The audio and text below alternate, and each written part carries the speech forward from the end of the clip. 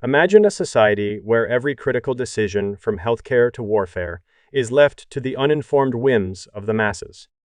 Now picture a philosopher standing alone, warning of the chaos and moral decay that such a system could unleash. This is the world of Socrates, the ancient thinker who dared to challenge the very foundation of democracy. Dive into the mind of this controversial figure and uncover why he believed that the unrestrained power of the majority could be the downfall of civilization itself.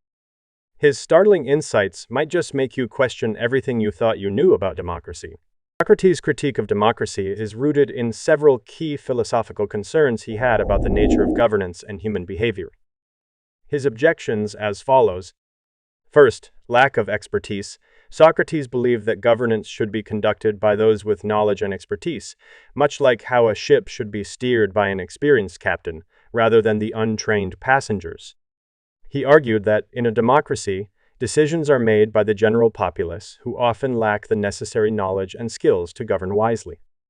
He and his student Plato, one of the greatest philosophers of all time, Plato wrote many books in which he gives different types of theories, for example, theory of justice, theory of forms, etc. So Plato and Socrates thought that ruler should be a philosopher. We will discuss in next video about Plato's thoughts on democracy and what three types of people lives in the world according to Plato, and who one of them should be a ruler, otherwise state will rule by a dictator.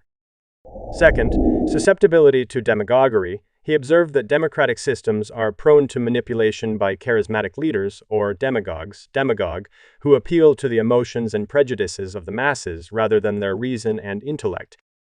These leaders could gain power by pandering to the crowd, often leading to poor decision-making. Third, short-term thinking. Socrates contended that democracy encourages short-term thinking, as politicians focus on winning the next election rather than making long-term beneficial policies. This results in decisions that are aimed at immediate gratification, rather than the long-term good of the society. In a bid to secure votes, politicians might resort to populist measures that please the electorate in the short run, but can be detrimental in the long run.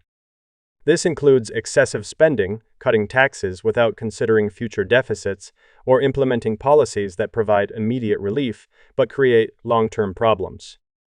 Fourth, moral relativism. He also feared that democracy promotes a form of moral relativism, where popular opinion can dictate what is considered right or wrong, rather than objective moral truths. This could lead to the erosion of ethical standards. He also thought because public opinion can shift rapidly due to manipulation by demagogue, moral standards in a democracy can become unstable and inconsistent. What is considered morally acceptable at one time may be condemned later, leading to a lack of stable ethical guidelines and potentially fostering an environment where ethical principles are compromised for convenience or popularity. The focus on consensus and majority rule can obscure these truths, as policies and laws are based on what is popular rather than what is right.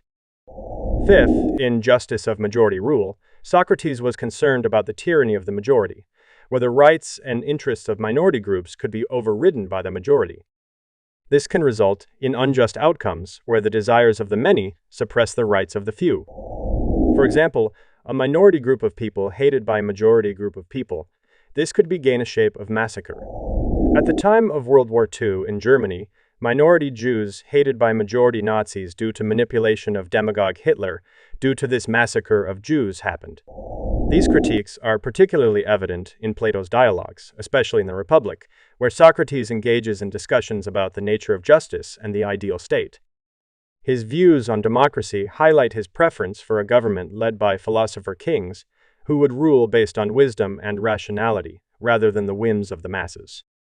So that is end of the video. Thank you for watching our video. See you in next video.